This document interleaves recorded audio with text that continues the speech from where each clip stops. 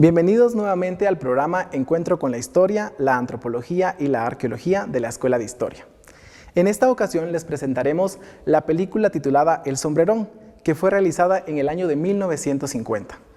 Es considerada el primer largometraje sonoro en Guatemala, y tanto el equipo de producción como los actores y actrices que allí participan fueron nacionales. El largometraje fue editado por Eduardo Fleischmann y Alberto Serra, conocido también como El Canche Serra. Además, fue dirigida por Guillermo Andreu Corzo y realizada por Guatemala Films. La película se basa en una de las leyendas más populares de Guatemala, donde además comparte el ambiente que se vivía en esa época, que se ubica a mediados del siglo pasado.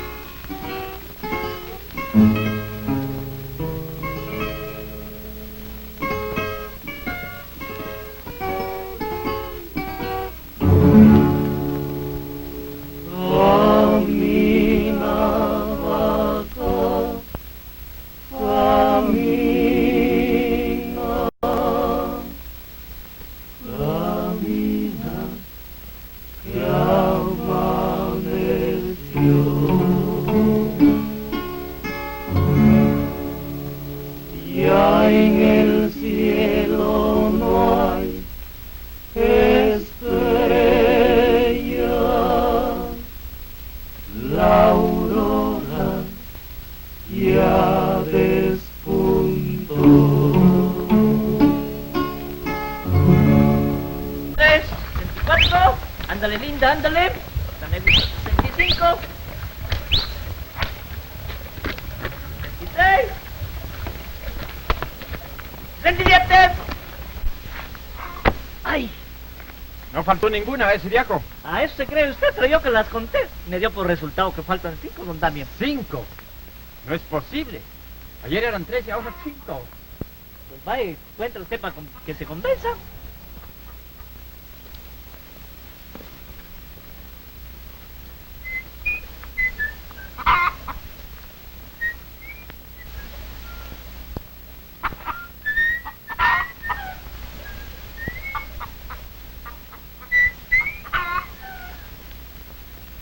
¿Cuántos le salieron? Efectivamente, faltan 5. ¿Ya vio don Damián? Se lo dije. Esto no puede seguir así. Hay que averiguar quién es el ladrón. Porque a este paso el patrón se va a quedar sin una sola vaca. Es lo que yo digo, don Damián. Pero hay que ponerse ojo al Cristo, porque si no se las van a bombear todas. Yo tengo mis sospechas de alguien que... ¿De qué día al pelo? ¿Por qué me mire usted a mí? ¿Acaso tengo yo cara de ladrón? No, de ladrón no. De sinvergüenza. ¿De qué viejo este desgraciado cara de... Pensar que yo soy trabajador más antiguo que él en esta finca y que venga a dudar de mi honorabilidad y de mi idiosincrasia. A ver, No me explico cómo ha sucedido el robo del ganado. Pues yo tampoco, patrón. Lo cierto es que cada día faltan 3, 4 y 5 vacas. ¿De quién sospecha usted, Damián? Es difícil decirlo, pero déjeme investigar, que yo tengo que encontrar al ladrón. Recuerde que en usted he puesto toda mi confianza y es el único responsable de todo lo que sucede aquí en la finca. Sí, patrón. Con su permiso. Rosalía, poneme mi desayuno y le vas a decir a Siriaco que ensille mi caballo.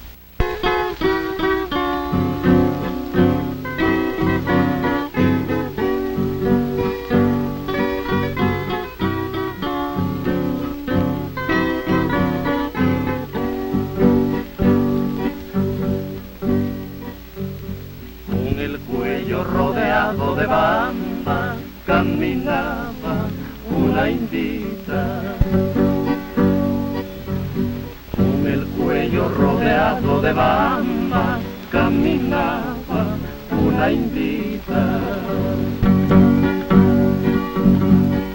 encuentro venía José, revestido de gran valor. Era noche y venía sol. La ocasión no hay que perder, la ocasión no hay que perder. Se decía el buen José, ella también lo pensó, que era aquella la ocasión. Luego cuando la encontró, de una mano la tomó, y aunque aquella se jaló, Chepe no se incomodó, porque muy bien comprendió que era aquella la ocasión. Ella también lo pensó y cabresteó con José.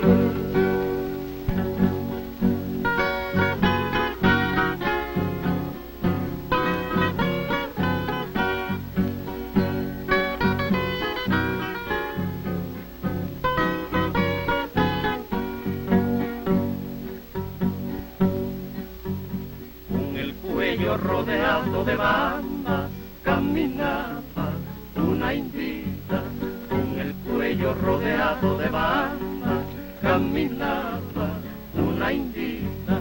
A su encuentro venía José, revestido de gran valor.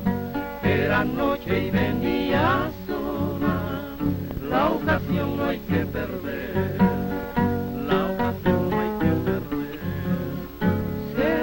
El buen José, ella también lo pensó, que era aquella la ocasión. Luego cuando la encontró, de una mano la tomó, y aunque aquella se jaló, Chepe no se incomodó, porque muy bien comprendió que era aquella la ocasión. Ella también lo pensó y cabresteó con José. ¿Te gustó, Rosalía? Muy bonita. Ahí viene Siriaco, muchachos. Vámonos porque aquel es muy celoso. Bueno, ¿y qué te cuenta, los amorcitos? Nada nuevo, padre. Usted sabe que la vida del campo es monótona. Y, sin embargo, estos días hemos tenido algunas contrariedades. ¿Sí? Nos han estado robando vacas, padre. Y lo peor del caso es que no sabemos quién. Malo, pero muy malo. Esto sí que está malo. Por Dios, pero ¿quién podrá ser? Pues dicen que han visto a un hombre montado a caballo con un gran sombrero y que se desaparece como por encanto. ¿Será posible? Imagínese usted, ¿Y quién lo dice? la gente del campo. Naturalmente, ni que fuera el sombrero. ¿Y por qué no? Todo cabe en lo posible. No me vaya a decir que usted cree en esas cosas. Pues aunque usted no lo crea, si yo le contara lo que me pasó a mí hace algunos años, se quedaría turulado. ¿Y al fin qué fue lo que pasó, padre? ¿Sí? Ah, sí, pues le voy a contar.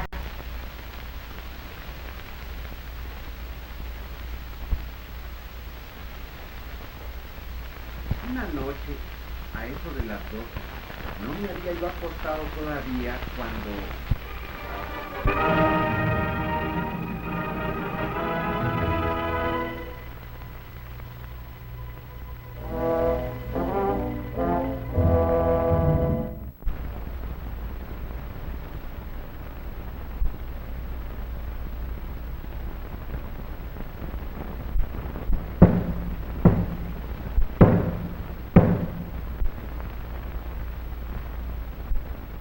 ¿Quién podrá ser a esta hora?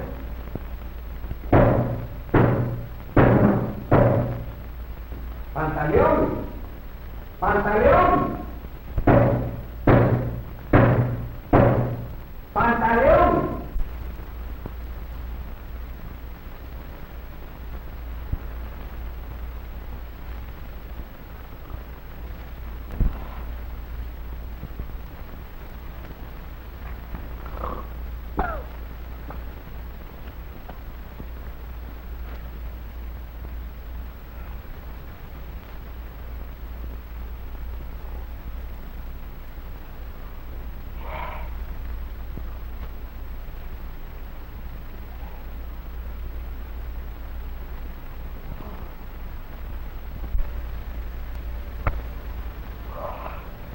que ya, espera. Qué frío.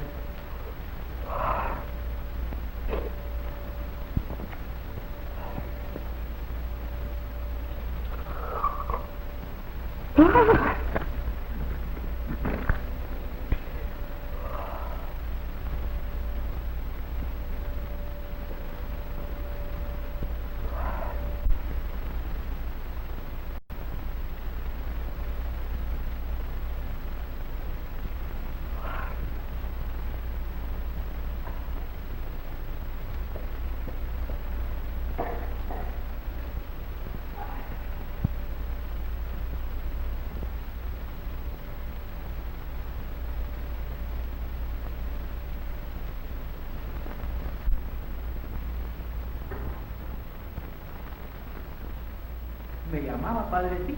¿No estás oyendo que están tocando? Ah, entonces quiere que haga. Yo creo que es preferible antes que boten la puerta, ¿no?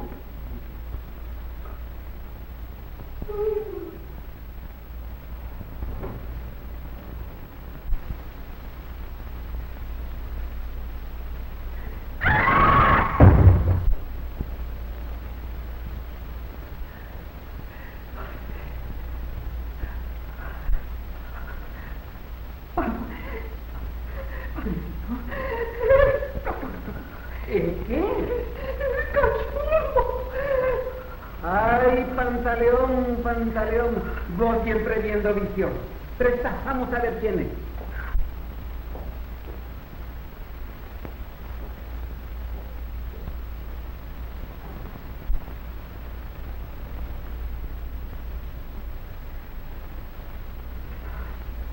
¿Qué se te ofrece, hijo? Confesión, señor cura. Por favor, es urgente. Se lo suplico. A estas horas no hay confesión. La casa de Dios está abierta a cualquier hora. Pasa adelante, hijo.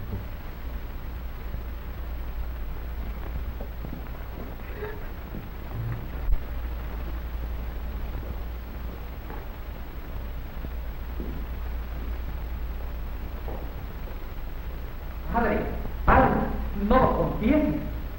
Fíjese la cara que tiene. Debe ser un bandido. No sé más, Pantaleón. Dios está con nosotros. Usted siente tan confiado, pero yo no.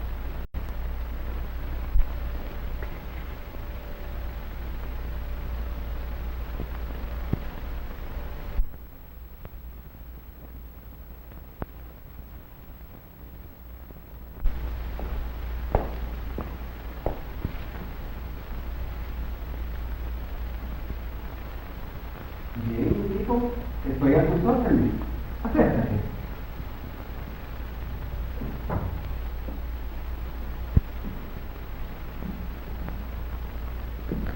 María.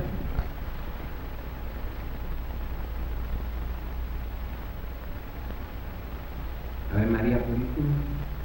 Ave María Purísima. Te escucho. Yo era un hombre muy rico, señor cura.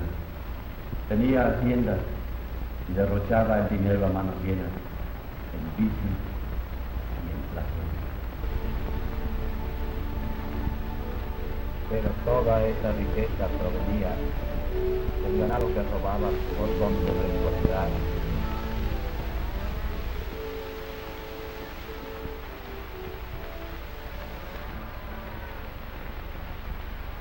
Lo llevaba a mi finca, obligando a un tío mío que firmara su testamento a su favor.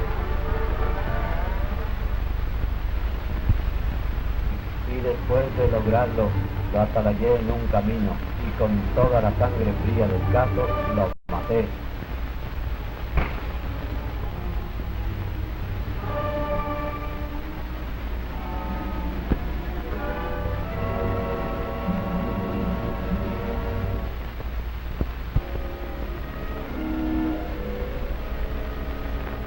Asimismo, maté muchachas que no quisieron ser mías por las buenas.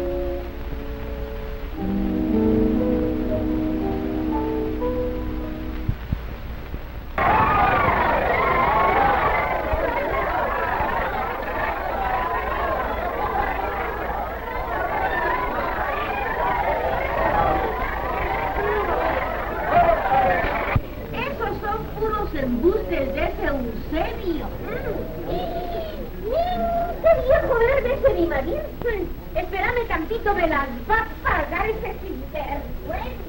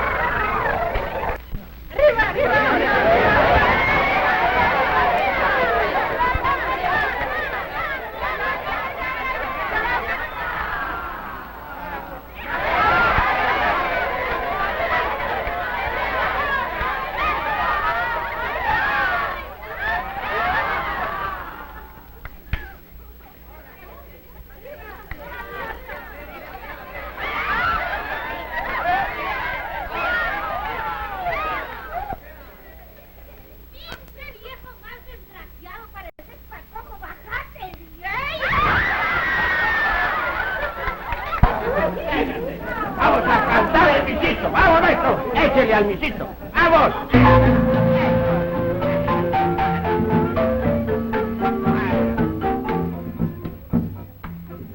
Yo quisiera ser misito para entrarme a la cocina y sacarme con las uñas un pedazo de cecina.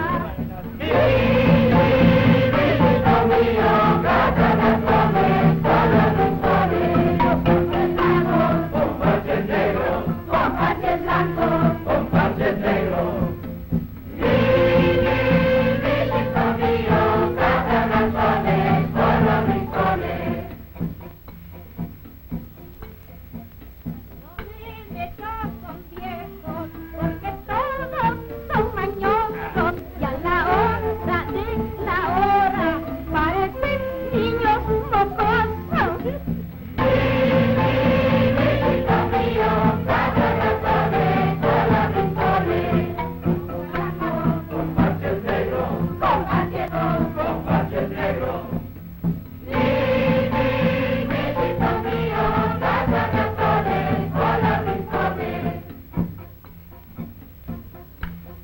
Esta vieja no me asusta, porque yo soy de amparar. Y si viene a engañarme, yo zamparé una trompada.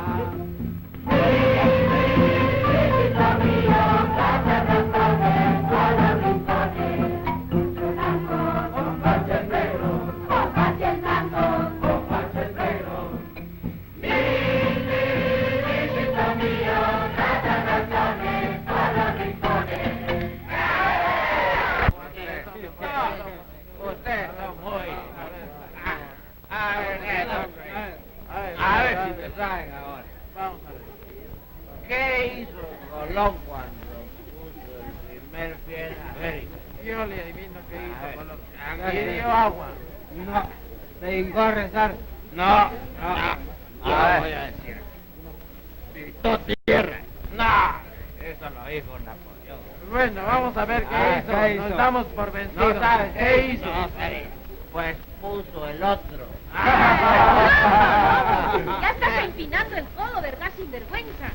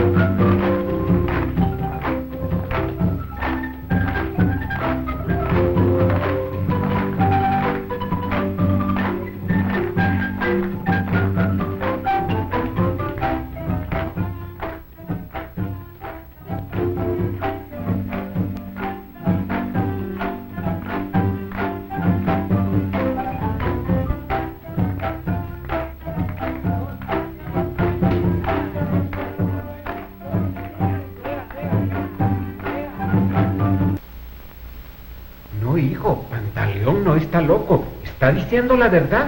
Absolución, señor cura. Absolución. ¿No lo oyen tampoco? No, señor cura. Lléveselo preso, por favor. Lléveselo. Absolución, señor cura. Soy alma de la otra vida. Toque mis manos. Frías. Sí, padre. Frías. Yo soy el sombrerón.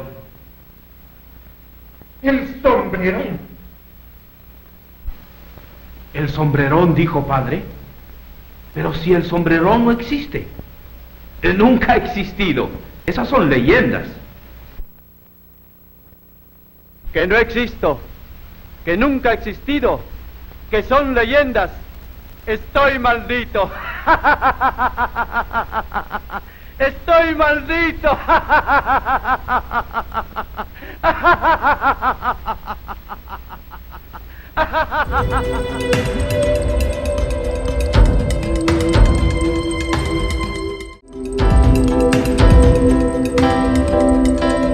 Como en cada uno de los programas que les hemos presentado, el doctor Edgar Varillas será el encargado de moderar nuestro panel. En esta oportunidad es un gusto presentar a Xochitl Castro. Ella es antropóloga por la Escuela de Historia de la Universidad de San Carlos de Guatemala y además abogada y notaria por la Universidad Mariano Gálvez. Desde el año 2013 hasta la actualidad se ha desempeñado como investigadora en el área de etnografía histórica y coreología tradicional en el antiguo Centro de Estudios Folclóricos CEFOL, hoy conocido como el Centro de Estudios de las Culturas en Guatemala, CESEG. Además, ha publicado trabajos sobre cultura tradicional y salud pública y desempeñado también como gestora sociocultural. Es un gusto además presentarles a David Molina. Él es antropólogo de la Escuela de Historia y a lo largo de su carrera profesional se ha dedicado a realizar publicaciones, investigaciones y trabajos desde la educación, el arte, la cultura y las expresiones religiosas. Ha participado en diversos congresos de antropología y religión a nivel nacional e internacional. Desde el año 2011 labora en el CESEG y es a partir del año 2013 en que es investigador titular del área de religiosidad popular y en el 2018 fungió como director de dicho centro. El Centro de Estudios Folclóricos fue fundado en 1967 y recordemos que era parte de ese proceso que se había iniciado con la Revolución de Octubre de estudio de las culturas indígenas de Guatemala, especialmente dedicadas hacia de esa corriente que se llamó el indigenismo. Se pretendía conocer más de las culturas en Guatemala, particularmente la cultura indígena, que era muy desconocida, llena de prejuicios, llena de estereotipos, en fin, buscaba era un acercamiento hacia las poblaciones guatemaltecas. El Centro de Estudios Folclóricos entonces se encaminó hacia el escudriñar las culturas guatemaltecas, no solo la indígena, sino las culturas populares, las tradiciones populares en general, vista desde un ángulo de también las clases sociales. Así, gente como Ida Bereméndez Santos, como Luis Luján, como Roberto Díaz Castillo, fueron los impulsores de esta serie de estudios en Guatemala. A partir de ese momento, la incorporación de gente como Celso Lara, de Alfonso Arribiaga, de Carlos René García Escobar, de Edna Villatoro, de Ofelia de León, en fin, conformaron un equipo que poco a poco fue consolidando los estudios sobre la tradición popular guatemalteca.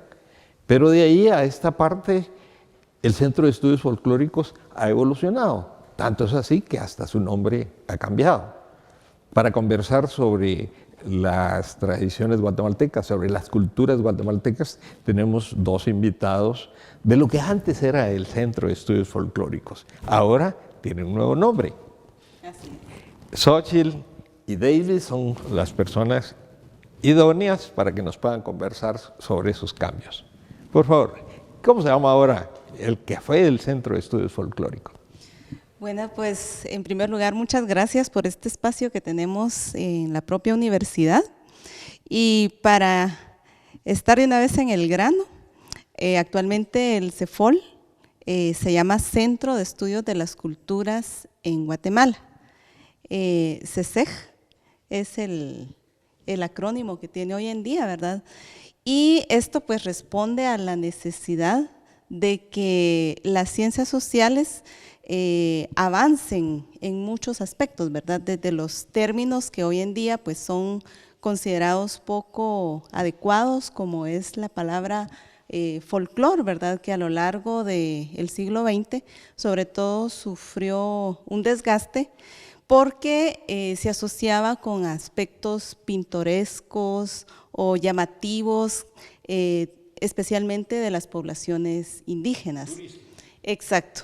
A la larga, el turismo fue lo que vino en cierta forma a desprestigiar el significado profundo que tenía esta palabra, ¿verdad? Porque se relacionó directamente con el mercado y a destacar únicamente esos aspectos que, como ya lo mencionaba, eran llamativos, extraordinarios o pintorescos.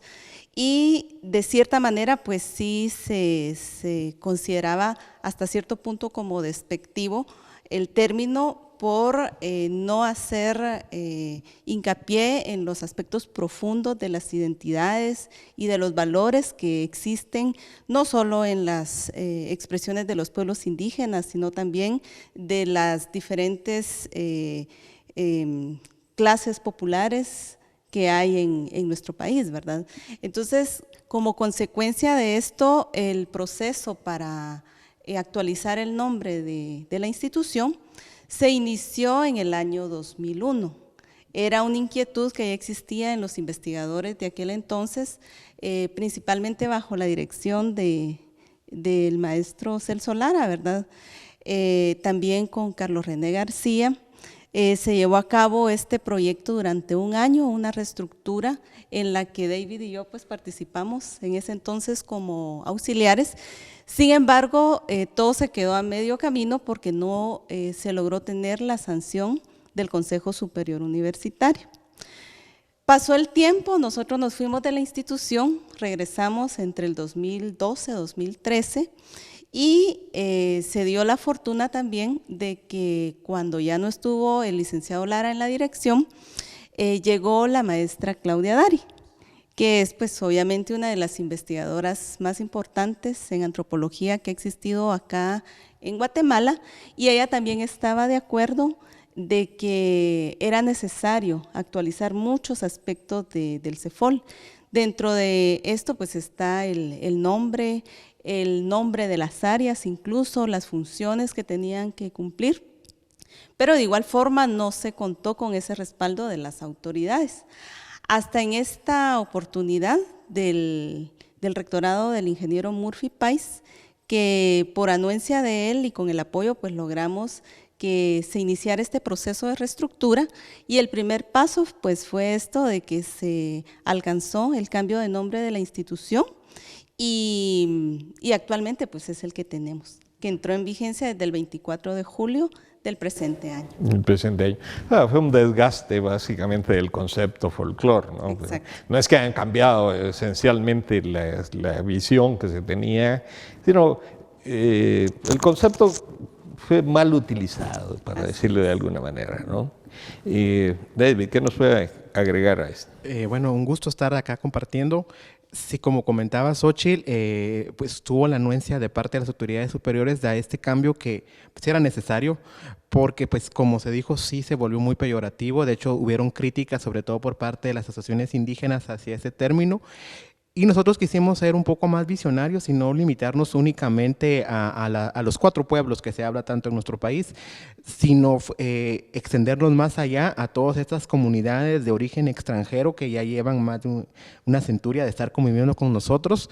Y una de las expresiones más claras de esta convivencia de otros pueblos es cuando vamos a las ferias. Ya las comidas tradicionales que quizás se vivieron en los años 50, en los 70, 80 han ido cambiando. Ahora es frecuente encontrar churros, encontrar poporopos, pizza, cosas que eran ajenas a nuestra cultura, y nosotros igual estamos ubicados en la zona 10 y enfrente tenemos a los famosos chucos, ¿verdad? Del Liceo Guatemala, pues si se puede decir una marca. Entonces es algo que está dentro de la cultura y que tampoco se ha estudiado a cabalidad, estos aportes de otros pueblos que pues estamos conviviendo en un país multiétnico como el nuestro. Entonces era muy necesario pues también estudiar esos pueblos y no limitarnos únicamente a un determinado grupo, y eso es lo que nos está haciendo ahorita reflexionar, ver qué líneas, por dónde vamos a apuntarle, porque ahorita pues se logró el cambio, pero o sea, estamos conscientes de que hay cuestiones que tienen que ir cambiándose, adaptándose al tiempo actual, ¿verdad? No es tanto que, como dice usted, no cambió en sí la esencia del centro, porque ese es el ánimo que se pretende, estar siempre un centro dedicado a las culturas populares en este caso, pero ya con una visión más actualizada, más consciente de las dinámicas sociales que estamos experimentando, y sobre todo ahorita en el siglo XXI, donde muchos factores nos están afectando las tradiciones, las costumbres, también entrarle a las nuevas tecnologías, ¿verdad? De cómo la cultura pues puede prevalecer, pero ya utilizando otros medios, pero que no esté peleada la modernidad con lo tradicional. Es conservar esa dinámica que tuvieron nuestros fundadores, entre ellos Díaz Castillo, uno de los grandes profesionales que ha salido de esta casa de estudios, ¿verdad? Y luego pues con la dirección del licenciado Celso Lara, el maestro Carlos René, que pues ya se nos adelantaron, pero que sentaron esa base de un estudio muy consciente de estas expresiones culturales que forman parte de nuestro país. Cuando estudiábamos con estos personajes que fueron precursores, como decíamos, con la doctora Ida Bremé, con Luis Luján, con Roberto Díaz Castillo, con Celso Lara, se hablaba de una clasificación de las tradiciones populares y decía, bueno, hay un folclore ergológico material, hay un folclore espiritual mental y hay un folclore social. Y así hacíamos nuestros análisis, nuestras investigaciones. Ahora decía, ya se actualizó también las áreas ¿cómo se llama?, el CESEG actualmente. Ajá. ¿Cuáles son ahora las áreas con que se aborda las culturas tradicionales populares de Guatemala? Bueno, sí, ahorita hay varias áreas. De hecho, están las áreas originales, que fue la primera, el área de artes y artesanías populares, que la estamos dando el enfoque ahora de llamar solo artes populares, enfocados a que hay muchas manifestaciones, ¿verdad?, propias, y también ir descartando del léxico la palabra artesanía, que en determinado momento también genera choque, ¿verdad?, que pues se dice que se está minimizando el trabajo de estos artistas populares cuando en realidad es un arte. También hay que hacer una aclaración que a pesar de que el antiguo CEFOL empieza en el año 67, es hasta el 74 que se definen las primeras áreas. Una de ellas es la de artes y artesanías, que estuvo a cargo del maestro Díaz Castillo. Actualmente la tiene la licenciada Araceli Esquivel. Y luego pues surge el área de tradición oral, por muchos años a cargo del licenciado Celso Lara, que en determinado momento se vuelve como la cara del CEFOL, ¿verdad? Y es la época de mayor producción de él, y que son las áreas más antiguas. Luego surge el área conocida en aquel tiempo como folclore aplicado a la educación, que ahora queda como cultura y educación. Luego surge el área de etnomedicina, como se le conocía en aquel momento. Ahora es, en la reestructura que estamos haciendo, pensamos que quede, lo más adecuado es pensamiento y medicina tradicional, porque sabemos que hay muchos procesos asociados a lo psicosocial que van enfocados en la salud pública, y en este caso en las prácticas medicinas alternativas. Posteriormente surgen otras áreas como la de etnomusicología, que o después música tradicional, que por el momento no está vigente, porque pues el investigador que estuvo por muchos años pues tuvo un traslado a la Dirección General de Investigación, pero es una área que tenemos pendiente, ¿verdad?, porque es muy importante también las expresiones musicales. Y otra área que tenemos ahorita es la área que se llamaba coreología, o se llama coreología ahora. Con la reestructura también se piensa abarcar a artes escénicas, para no quedarnos únicamente en las danzas tradicionales, sino rescatar aquellas expresiones del teatro tradicional conocidas como loas, que en visitas exploratorias que hemos hecho nos ha dado mucha satisfacción. En los años 90, cuando nosotros estudiábamos, se decía que ya estaban extintas las loas. Sin embargo, hay regiones donde las tienen latentes, por ejemplo, en el área de Zacatepec, en las aldeas de la antigua Guatemala, específicamente, en el cercano municipio de San Miguel Petapa, hay loas. Quizás han perdido mucho la originalidad, pero están, que siempre dedicadas a las vírgenes. Las loas como una dramaturgia popular, ¿no? Exactamente, entonces es muy interesante ver eso. Entonces eso pues, se pretende abarcar también con el área de artes escénicas. Tenemos otra de las áreas que surgieron luego de esta reestructura de 2001, que fue el área de etnografía histórica, donde la cual la titular es la doctora Artemis Torres, pero pues como sabemos ella ocupa la dirección de la Escuela de Historia y pues llegó Xochitl a hacer ese interinato. Y también surge el área que está a mi cargo, el área de religiosidad popular, que también se pretende no abarcar únicamente las expresiones propias del catolicismo, sino ir a los otros credos, ¿verdad? Porque pues también, como decía, ya llevan mucho tiempo de existir acá los grupos protestantes, la espiritualidad maya, todos estas nuevas dinámicas de otros grupos, ¿verdad? Y luego surge el área de microhistoria, a cargo del licenciado Abraham Solórzano, egresado también de la Escuela de Historia. Y el área más reciente surge en el 2013, que es la de la gastronomía tradicional. Sabemos de que pues, a los guatemaltecos, como toda sociedad, nos encanta comer y era muy importante el rescate de estos saberes, no enfocados únicamente en un recetario, sino ir más allá a los orígenes, desde cuando se come, los valores nutricionales, inclusive que puedan aportar estos elementos de la identidad guatemalteca. Entonces son las áreas en las que se viene trabajando. Y sí, sabemos de que nos falta trabajar en definir si todavía vamos a seguir manejando eso de la cultura arqueológica. Creo que tenemos que ir ampliándolo más, definiendo, es un reto, hacer nuevos conceptos, ¿verdad? Sabemos que estamos tomando la batuta de un cambio, hay que aterrizar en eso, adecuarlo más a la realidad que estamos viviendo, ¿verdad? Aunque nosotros también fuimos formados con esa clasificación de este tipo de 3 clases de folclore. De hecho, cuando se contempló la reestructura en este año, también era el dilema, ahora sí quedaban unos como cultura material, otros como inmaterial, que seguimos con el dilema porque en determinado momento todas se relacionan. Todas tienen por ejemplo, en el área de religión lleva gastronomía, lleva danza, lleva artesanía, arte.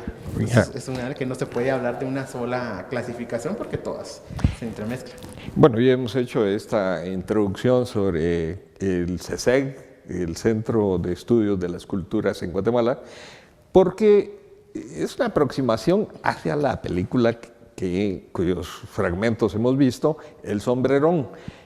En El Sombrerón hay muchísimas de esas manifestaciones y por eso es que hemos hecho esta introducción para acercarnos a esa apropiación que vamos a hacer en el siguiente segmento sobre esas manifestaciones de las culturas guatemaltecas en esa película.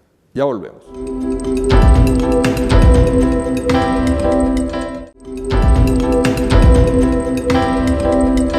La película El Sombrerón es un largometraje de ficción, 1950. Como ya se mencionó, fue realizado por Guatemala Films, una empresa formada por Guillermo Andreu Corzo, Alberto Serra y Eduardo Fleischmann. Ya se había hecho un intento de participación de Guatemala Films en la película Cuatro Vidas de 1949, pero esta era una coproducción con México, mientras que El Sombrerón fue absolutamente nacional.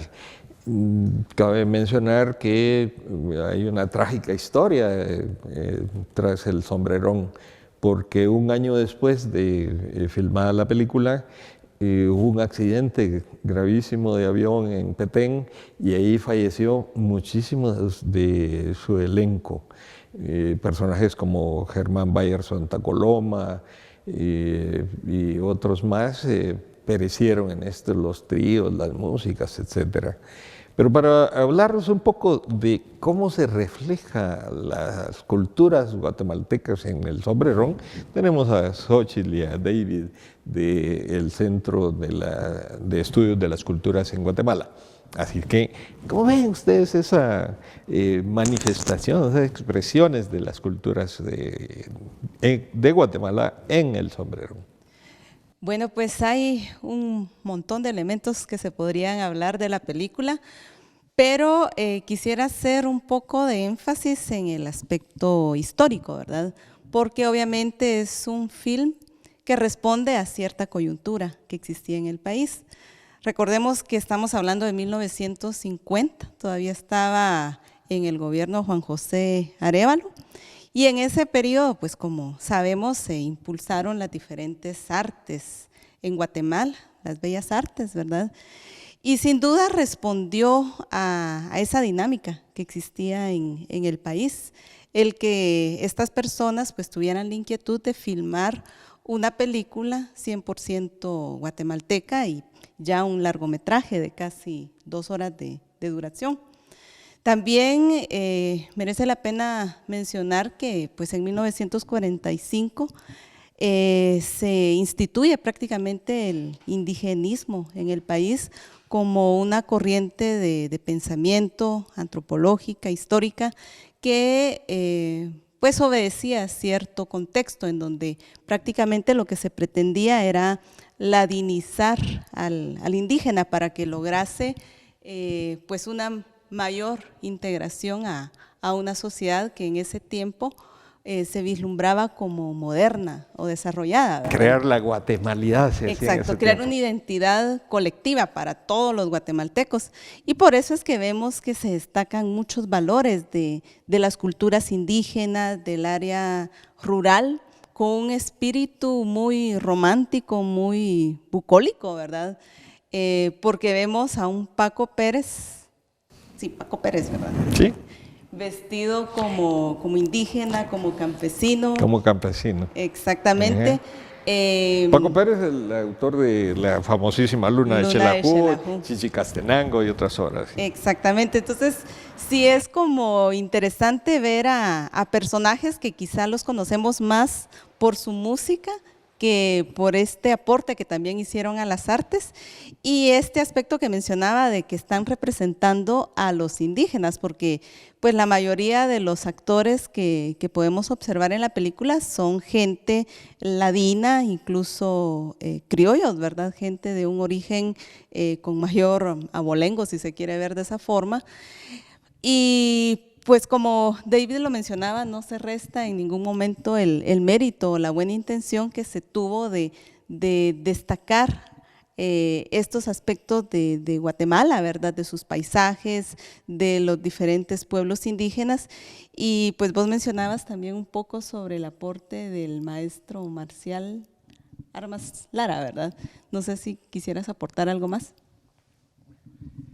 Sí, un poco también enfocado en esas tradiciones, ¿verdad? Creo que para empezar el nombre de la película, El Sombrerón, enfocado en una de las tradiciones o las leyendas más difundidas en nuestro país. Por ejemplo, los que fuimos discípulos del licenciado Celso Lara, era uno de sus personajes, su personaje favorito, ¿verdad? Y gran parte de su ícono. Su ícono, exacto, su correo electrónico, El Sombrerón. Entonces vemos acá esa importancia de primera entrada, ¿verdad? Un título de esto. Claro, el aporte de los grupos indígenas, en este caso el grupo del maestro Marcial Armas Lara, que criticado en su época, inclusive en el presente, por mucho de que le faltaba mucha profundidad a sus estudios, pero era lo que en ese tiempo había, no se demerita el trabajo que él hizo, ¿verdad? Entonces vemos esa importancia. Además, yo creo que él tuvo que ver también en los maquillajes y el vestuario, ¿verdad? Sí, pero vamos a ver. Y hay una fiesta ladina urbana de un barrio popular de Guatemala y aparece de repente un grupo indígena, hagámoslo así entre comillas. Es el grupo de Marcial Armas Lara. Ahora, eso, según los estudios que hacíamos antes, se llama proyección folclórica. Es decir, entendido que de esa proyección folclórica se hizo mucho durante esa época del indigenismo. Todavía se sigue haciendo, por cierto. ¿Sí? Pero ahí tenemos, ¿cuál es la diferencia entre esa proyección folclórica y las danzas tradicionales? Xochitl. Bueno, pues obviamente el término proyección ya nos denota que se trata de una representación artística, en este caso de danza, que no es original, ¿verdad? Que no pertenece a un contexto. Y cuando hablo de contexto, pues me refiero a que las danzas tradicionales obedecen a una cultura que la envuelve y que es transmitida a través de sus portadores. Una danza tradicional, como podría mencionarse, tal vez la más conocida para nosotros, la de moros y cristianos, generalmente se da en el contexto de una fiesta religiosa, de una fiesta de un santo patrono. Y las personas que participan, los danzantes, pues es gente que viene de tradición, de generaciones atrás, de abuelos, de padres e incluso más allá, que la representan como una devoción, como parte de su identidad, como parte de su cultura y no como una puesta en escena como lo vienen haciendo o lo venían haciendo en esa época los diferentes grupos a los que usted se refiere como proyecciones folclóricas, ¿verdad? Que indudablemente tienen su aporte, ¿verdad? Su mérito, pero están desarraigados de ese origen tradicional, ¿verdad? De ese momento significativo como es la fiesta del patrono. Y pues ahí sí vemos como más esa tendencia a la folclorización como un espectáculo más hacia el turismo, hacia generar esa identidad colectiva como guatemaltecos, pero a la vez como se menciona también, ¿verdad?, de que se trata de ladinos disfrazados de indígenas, porque no se consideran ni se identifican como indígenas. Ahora, vamos analizando cuestiones de las culturas populares en Guatemala reflejadas en la película. Obviamente tenemos que hacer un análisis posterior acerca del contexto histórico de la película y de lo que representa una película que es un elogio al campo cuando precisamente los temas de la reforma agraria ya comienzan a surgir. Pero ahora enfoquémonos a las cuestiones de las tradiciones populares. Hay toda una alegría cuando se presentan cuestiones de la tradición social. Los juegos. Hablemos de los juegos ahí en la película. Sí, es un aspecto muy interesante en esta fiesta, precisamente. Ahora vemos el arrancacebollas, que inclusive en mi niñez todavía era muy común jugar ese tipo de diversiones, ¿verdad? Yo siempre he dicho que había más actividad corporal en los juegos de antaño, donde uno corría, sudaba, se caía, nos golpeábamos. Ahora los niños están prendiditos en un teléfono, ¿verdad? Es el palo encebado, donde están, pues, aunque creo que ahí no había un premio porque no se ve que era el premio, ¿verdad? Pero sí, lo curioso cómo iban subiendo y que pues sí se lograron uno llegar bastante alto. Otro aspecto que a mí me interesa mucho y destacaría en este caso es el vestuario de las mujeres de la segunda parte, de cuando están hablando propiamente del sombrerón, que son las mengalas, y yo me atrevo a decir que esa sí es la mengala original, porque estamos hablando de 1950, todavía ese vestuario era muy común observarlo, ¿verdad? Entonces ver a María Luisa Aragón, ¿verdad?, una de las pioneras en el teatro, vestida como una mengala, con las típicas trenzas que hasta hace mucho, hasta hace poco todavía era muy común en la mujer del campo, ¿verdad? Estas dos trenzas con listones, que es parte también de la identidad de los pueblos mestizos en este caso. La gastronomía también, en la escena de cantina vemos el menú que se ofrece, ¿verdad? Tamales de coche, pepián negro y bueno, los tragos, que imagino que eran los que estaban en moda en ese tiempo, muy diferentes a los que hay ahora. Entonces también es parte de esa identidad o de esa cultura. Los dichos, la forma de hablar, el clásico como nochón. Yo me recuerdo que mi mamá y mi abuela todavía mencionaban esa frase como en plan irónico, ¿verdad? Y muchos de los dejes de esta habla, que obviamente se lo vamos a observar mucho en el caso de Siriaco, de don Paco Pérez, y de Rosalía de Sally Polantino, la Shirley Temple guatemalteca, ¿verdad? Que imagino que para esta escena tuvo que haberse teñido un poco el cabello, porque yo recuerdo haber visto fotos de ella y era de cabello rubio cuando era niña, ¿verdad?, cuando se hizo famosa. Entonces ver todo esto, cómo se refleja esa añoranza, esa Guatemala que para 1950 todavía era una Guatemala muy rural. Ver paisajes, por ejemplo, el Cerrito del Carmen, cómo era esa época que prosiguió a la restauración del terremoto del 17-18, cómo se ha cambiado actualmente. La iglesia de Ciudad Vieja, ¿verdad?, que está frente a la Embajada Mexicana, se miraba un aspecto bastante todavía pueblerino.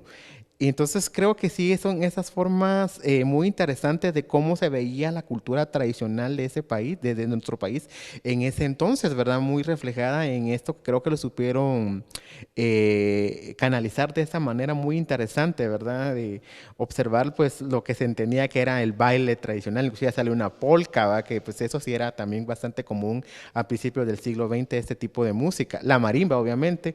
Los tríos, que es algo que creo que se ha ido perdiendo en el país, pero que en aquel tiempo pues ha de haber sido muy importante. Y de una forma creo que no se puede negar la influencia de las películas mexicanas, ¿verdad? Ya, claro. Por ejemplo, cuando están cantando pues una variante muy diferente del michito, ¿verdad?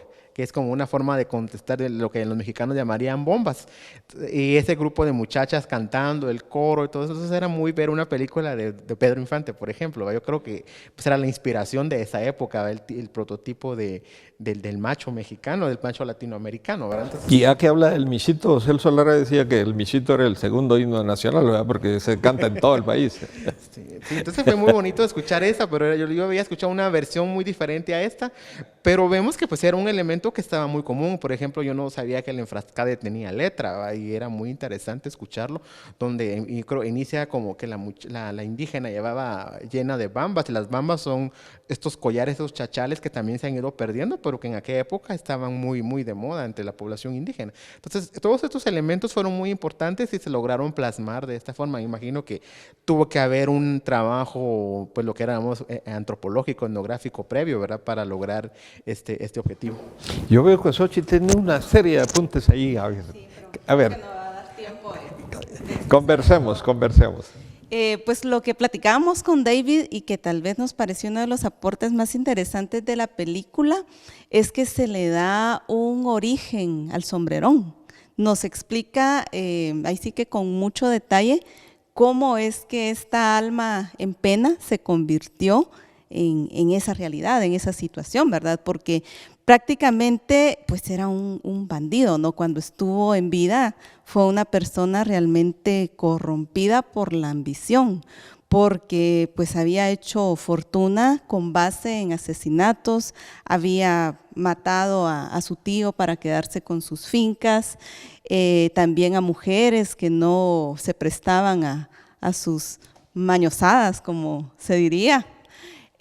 También, por último, digamos, ahí sí que la guinda de todo esto fue cuando intentó pues tener a toda costa a la protagonista, ¿verdad? O a una de las protagonistas, y al no conseguirlo, pues finalmente termina en el asesinato de la joven. Entonces todo esto es como un camino hacia el abismo que finalmente lo conduce a ser un alma en pena. Y creo que hasta cierto punto no estaba como muy consciente de que ya había fallecido porque busca al sacerdote para la absolución, ¿verdad? Y pues ya era un caso que no tenía vuelta atrás porque simplemente él ya no estaba acá en este mundo. Entonces yo creo que ese es uno de los méritos de la película, el darle una historia, el darle un origen al personaje, más allá de la tradición, ¿verdad? Porque todos sabemos de que los elementos básicos del sombrerón vienen desde su indumentaria, la ropa negra, el sombrero grande, la guitarra, ¿verdad? Y que seduce a las muchachas de pelo largo y ojos bonitos, pero acá el cineasta se atrevió a ir más allá y darle como ese aporte, ¿verdad? Como el hecho de que los antivalores llevan a las personas hacia la ruina total, no solo física, sino también de su espíritu ya corrompido y penando en este mundo. Que ese es un buen punto porque la película no es una traducción literal de la leyenda, sino es una adaptación que primero fue un radioteatro. El radioteatro era una de las formas más usuales de la transmisión de la cultura de masas en aquellos tiempos. Es decir, no había televisión y entonces la radio era el elemento fundamental para la difusión de los imaginarios. Y ese radioteatro dio origen al guión de la película. Y luego también ese radioteatro está basado en un cuento del libro Han de estar y estarán de Francisco Barnoya Gálvez, Y que ese cuento sí refleja un poquito más cercanamente la tradición, ¿no? Entonces, tenemos una adaptación de la literatura al cine que es muy interesante, pero es una adaptación. ¿Sí? Exactamente. Pues yo creo que eso es como uno de los aspectos que quisiera destacar también de la película, ¿verdad? Y no sé si David quiere aportar algo más. Sí, y que como pues en toda leyenda pues tiene un fin moralizador, que en este caso pues el personaje, el sombrerón, sufre el castigo por su irreverencia, ¿verdad? Entonces, ¿qué nos orienta eso? A ser respetuosos, a ser respetuoso con las mujeres, a ser respetuoso con lo ajeno, no la codicia. Que es lo que siempre vamos a encontrar en las leyendas, que el malo pues recibe su castigo, y en este caso lo recibe esta persona, y claro, con un final inesperado para todos, ¿no? Porque nunca nos imaginábamos ver que pues, el sombrero caminara. Entonces creo que esa fue esa escena grande. Y aparte, pues creo que también lo que le da a la película un plus es esa comicidad, sobre todo en la primera parte con Paco Pérez, ¿verdad? De que pues, no se lo imagina uno de comediante. Y pues sí, era curioso, y al final, ¿verdad? El que piensan que es el sombrerón, y que aquí también va un poco anudado lo del moralizador, porque cuando la muchacha Rosalía cree ver el sombrerón, el padre le dice, ves por andar escuchando conversaciones ajenas, que como decimos en buen chapín, no es el chute, ¿verdad? Pero es algo muy típico del guatemalteco, ¿verdad?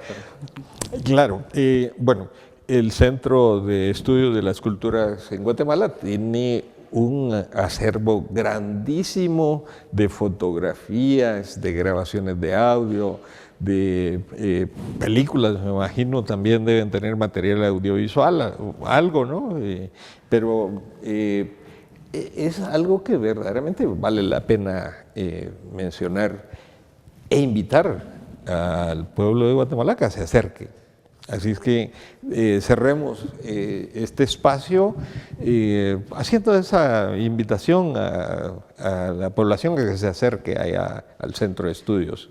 Bueno, pues muchas gracias a la audiencia, y sí, nosotros estamos al final de la avenida La Reforma, en la cuadra del Jardín Botánico. Las puertas del CEFOL pues están abiertas a investigadores, estudiantes o cualquier persona que quiera profundizar en este conocimiento de las tradiciones y de la cultura guatemalteca.